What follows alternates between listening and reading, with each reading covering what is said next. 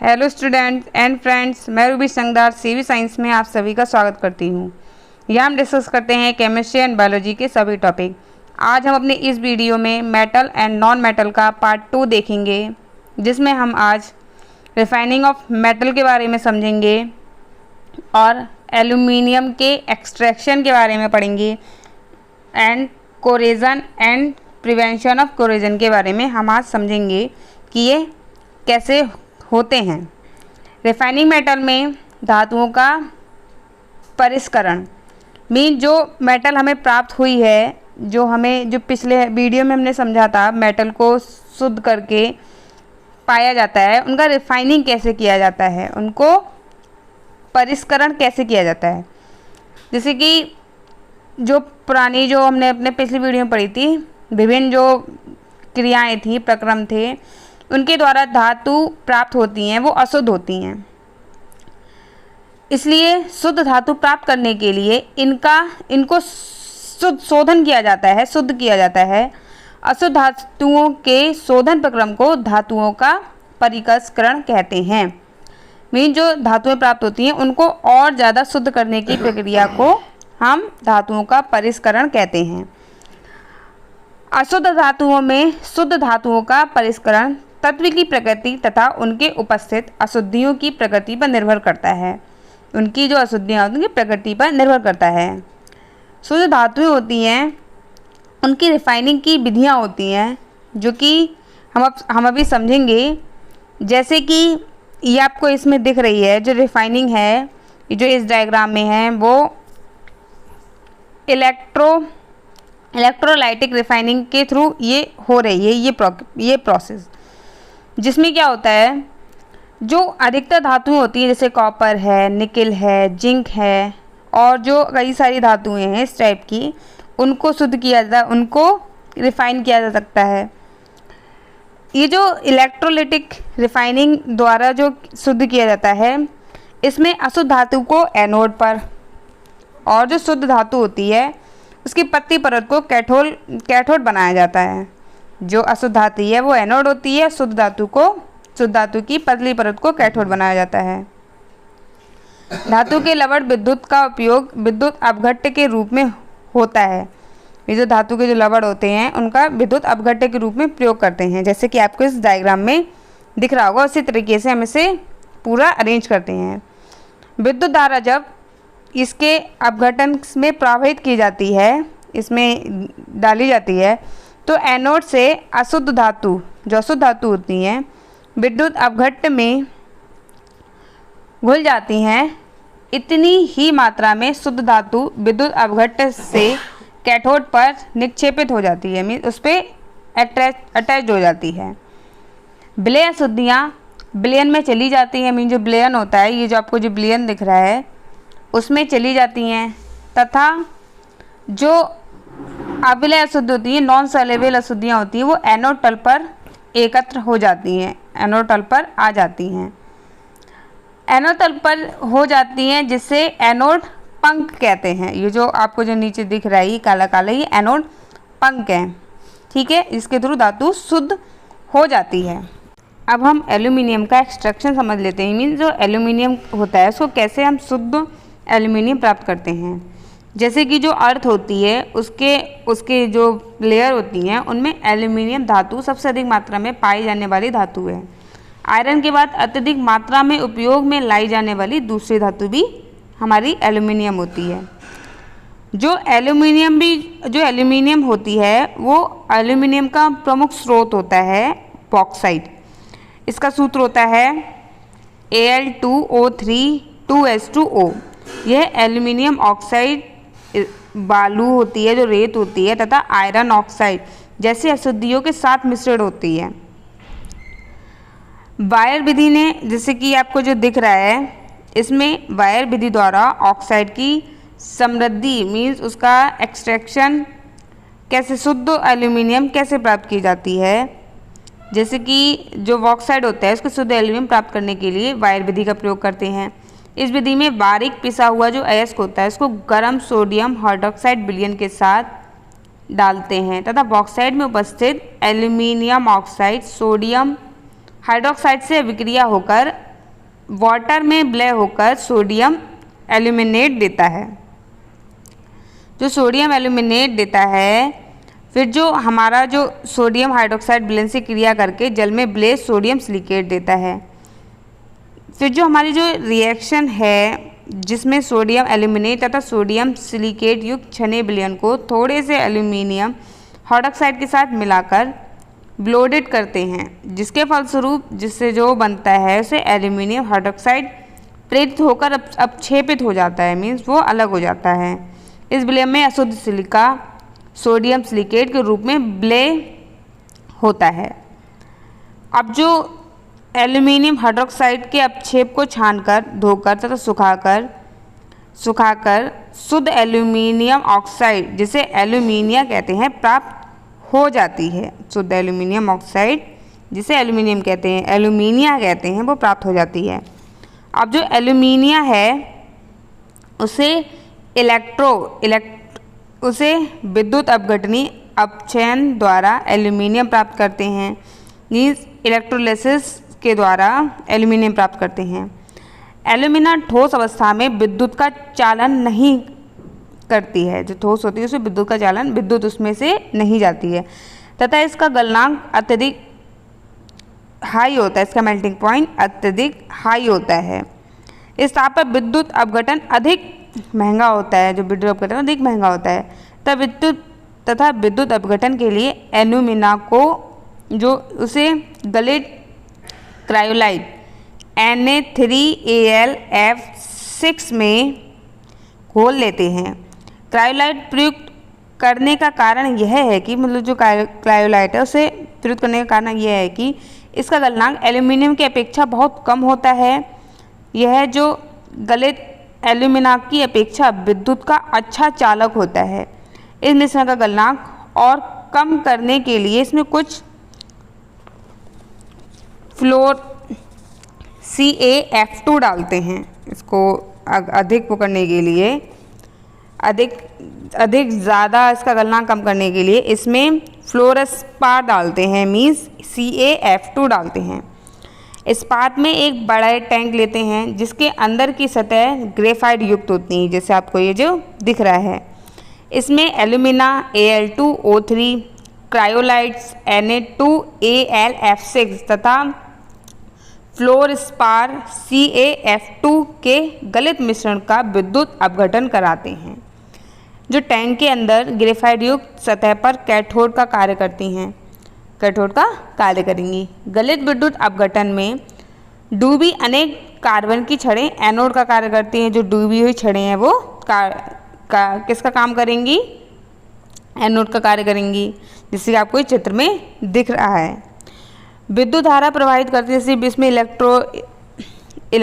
Electric डालते हैं, करने पर कैथोड पर गलित एल्यूमिनियम प्राप्त हो जाता है। कैथोड पर जो गलित होता है एल्यूमिनियम वो प्राप्त हो जाता है और एनोड पर ऑक्सीजन गैस मुक्त हो जाती है। और एनोड पे क्या होता है? ऑक्सीजन गैस रिलीज हो जाती है।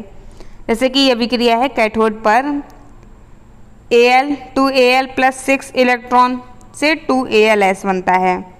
एनोड पर 6O2 3O2 प्लस इलेक्ट्रोलाइट बनती है। एनोड पर उत्पन्न ऑक्साइड, जो ऑक्साइड उत्पन्न होती है एनोड पर, गैस ग्रेफाइट से क्रिया करके कार्बन डाइऑक्साइड गैस उत्पन्न करती है। कार्बन प्लस ऑक्सीजन तो हो गया कार्बन डाइऑक्साइड। ये जो रिएक्शन है इसमें एनोड धीरे धीरे अभिकृत होकर समाप्त हो जाता है तथा एनोड में समय समय पर बदलते रहना चाहिए। जो एनोड होता है उसे समय समय पर हमें उसे बदलते रहना चाहिए, जिससे हमें शुद्ध एल्यूमिनियम प्राप्त हो जाती है। अब हम समझते हैं कोरेजन क्या होता है। इसे हिंदी में संक्षारण बोलते हैं। इसमें हमने सबसे पहले हमें पता होगा कि ये चांदी की जो वस्तुओं को खुले मतलब जो नॉर्मली खुले एरिया में छोड़ देने पर चांदी हमें काली सी पड़ने दिखाई देने लगती है। आपने चांदी देखा होगा कि जब खुले एरिया में छोड़ देते हैं तो वो काली सी दिखाई देने लगती है, क्योंकि जो वायु में जो चांदी होती है सल्फर युक्त होती है, क्योंकि वायु में सल्फर होती है जो चांदी से रिएक्शन कर सिल्वर सल्फाइड बना लेती है। इसका रंग काला होता है, इसलिए सतह पर काली दिखाई देती है। कॉपर की सतह पर वायु या फिर ह्यूमिड जो एयर होती है उसमें कार्बन डाइऑक्साइड की उपस्थिति में हरे रंग का पदार्थ जम जाता है। जैसे कॉपर के आपने देखा होगा ग्रीन कलर का पदार्थ जम जाता है, इसलिए कॉपर की चमक समाप्त हो जाती है। जो कॉपर की चमक होती है वो धीरे धीरे खत्म होने लगती है। तो हरा पदार्थ बेसिक कॉपर कार्बोनेट होता है। अनेक जैसे कई सारी जो धातुएं होती हैं उनकी सतह पर एयर तथा जल से रिएक्शन होता है। जैसे कि आयरन को जब खुली वायु में एयर में छोड़ देते हैं, अधिक समय तक छोड़ देते हैं, तो इनकी जो सतह होती है उन पर भूरे रंग की एक पपड़ीदार पदार्थ जम जाता है। इसे जंग कहते हैं, इसी को ही जंग कहते हैं। जंग hydrate iron oxide Fe2O3 H2O होती है। सो जो धातु सतह पर वाटर है या वायु है या फिर और भी किसी जो पदार्थ होता है उसके प्रभावित होता है, इसे धातु का कोरेजन कहते हैं। कोरेजन संक्षारित कहते हैं। तथा इस जो प्रोसेस होती है जो धातु पे किसी भी चीज़ पर, जैसे कि चांदी पर काली परत जम जाती है या फिर कॉपर पर ग्रीन कलर की, और जो हमारा लोहा होता है उस पर ब्राउन कलर की पपड़ी से जम जाती है, इसे जंग कहते हैं हम। ये जो प्रोसेस होती है उसे संक्षारण कोरेजन कहते हैं। अब जो हम इसमें समझेंगे, ये जो हमने जो अपनी टेस्ट ट्यूब दिख रही हैं इनमें हम समझेंगे कि ये कैसे हम जो जंग होती है उसको देख पाएंगे। अब हम जैसे कि 3 टेस्ट ट्यूब लेते हैं तथा जिसमें प्रत्येक में तीनों में ही लोहे की कीलें डाल देते हैं। तीनों में आपको जैसे इस डायग्राम में दिख रहा है उसे ही तरीके से हम लोहे की कीलें डाल देते हैं। इन तीनों टेस्ट ट्यूब को A, B तथा C से हम इस ABC नाम दे देते हैं। ठीक है, ये जो आपको ऐसे दिख रहा होगा। अब जो टेस्ट ट्यूब A है उसमें थोड़ा सा जल डालकर उसे कॉर्क से या फिर किसी ढक्कन से बंद कर देते हैं। और जो B टेस्ट ट्यूब है उसमें उबलता हुआ बिल्कुल और आश्वित मतलब बिल्कुल ही डाइल्यूट जल डालते हैं, जिसमें 1 मिलीलीटर तक तेल मिलाते हैं तथा फिर उसका ढक्कन बंद कर देते हैं। तेल जल पर तैरने लगता है। जो तेल होता है वो जल पर तैरता है, जो वायु को जल में घुलने से रोकता है, मतलब जो एयर होती है उसको अंदर घुलने से रोकेगा। और जो हमारी तीसरी जो टेस्ट ट्यूब है उसमें थोड़ा सा कैल्शियम क्लोराइड डाल देते हैं तथा उसका जो कवर होता है उसे लगा देते हैं। तथा जो कैल्शियम क्लोराइड जल को अपशोषण होने के कारण, जल को अपशोषित कर लेता है होने कारण वो टेस्ट ट्यूब की नमी को सोख लेता है। टेस्ट ट्यूब में नमी होती है उसको सोख लेगा तथा जो टेस्ट ट्यूब होती है उसको कुछ दिनों तक के लिए हम ऐसे ही छोड़ देते हैं तथा जो भी हमें पता चलेगा, जो हमारा एक्सपेरिमेंट होगा, हम उसको आगे समझेंगे। जो हमारी टेस्ट ट्यूब ए है, ए में रखी लोहे की कीलें, जिसमें जो ए में लोहे की कीलें जो रखी हैं उन पर जंग लग जाता है, क्योंकि जो एयर है वो जो नमी होती है उसके संपर्क में रहती है। तथा जो टेस्ट ट्यूब बी है जिसमें कीलों पर कोई प्रभाव नहीं पड़ता, जो कील होती है उस पर कोई प्रभाव नहीं पड़ेगा। क्यों? क्योंकि जल में तेल जो होता है वो कीलों से जो एयर को और ह्यूमिडिटी को उसको कीलों से संपर्क में आने से रोकता है और उस पर मिलने नहीं देता है एयर को। और जो टेस्ट ट्यूब सी है वो रखी जो कीलें होती हैं उन पर भी कोई प्रभाव नहीं पड़ता, क्योंकि उसमें जो नमी होती है वो कीलों के संपर्क में नहीं आती हैं, क्योंकि जो कैल्शियम क्लोराइड होता है वो जो नमी को सोख लेता है। ठीक है, इससे हमें क्या मिलता है, क्या हमें निष्कर्ष निकलेगा? इसमें यह निष्कर्ष निकलता है कि जंग लगने के लिए नमी और वायु की आवश्यकता होती है। जहाँ नमी और वायु होती है वहाँ पे जंग जल्दी लगती है। यदि जंग रोकना हो तो हमें जो हमने जो वर्क किए हैं उन परिस्थितियाँ नहीं होनी चाहिए, मतलब जिससे जंग लगी है। कौन सी वाली टेस्ट ट्यूब में जंग लगी थी? हमारी पहली टेस्ट ट्यूब में जंग लगी थी, क्योंकि वहाँ पे एयर थी।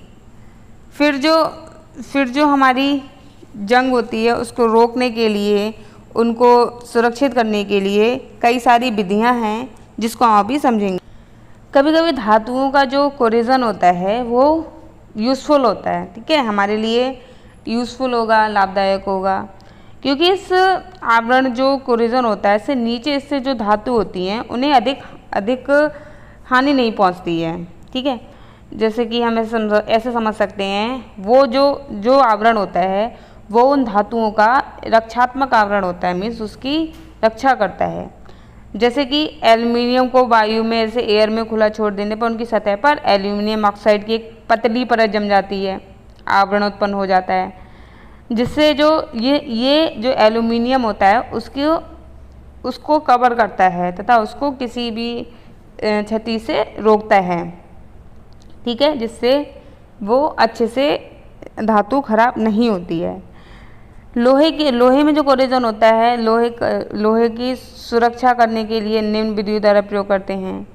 जैसे कि लोहे में कोरिजन ना हो, लोहे में जो जंग ना हो, उसकी सुरक्षा के लिए उसके लिए हम कई सारी चीज़ें करते हैं, जैसे कि पेंट लगाते हैं, तेल लगाते हैं, ग्रीस लगा देते हैं, वस्तुओं को जस्ते की परत चढ़ा देते हैं, जैसे क्रोमेटिन लेप लगा देते हैं, एनोडीकरण या मिश्रण धातु बनाकर लगाते हैं। क्योंकि ये जो प्रक्रियाएं होती हैं उनमें लोहे को होते हैं वायु नमी नहीं हो पाती, जैसे लोहे में जंग नहीं लग पाती। लोहे एवं जो इस्पात होता है इसकी सुरक्षित रखने के लिए इन पर जिंक की पतली परत चढ़ाने की विधि होती है। मतलब जो लोहा होता है उसके ऊपर जिंक की पतली परत चढ़ाने की विधि जो कहलाती है उसे यसद लेपन कहलाते हैं। तथा अगर हम लोहे पर टिन की पतली परत चढ़ाते हैं तो इस विधि को टिनीकरण कहते हैं, ठीक है, जिसमें हमें यशोद्लोपन जो होती है वो अच्छी प्रोसेस मानी जाती है लोहे को बचाने के लिए, क्योंकि जिंक जो होता है वो लोहे से अधिक एक्टिव होता है तथा क्रिया करके धीरे धीरे ये नष्ट होती रहती है और लोहा सुरक्षित रहता है। इसलिए इस परत को बलिदानी परत भी कहते हैं, क्योंकि ये खुद तो खराब हो जाती है लेकिन लोहे को खराब होने नहीं देती है, ठीक है।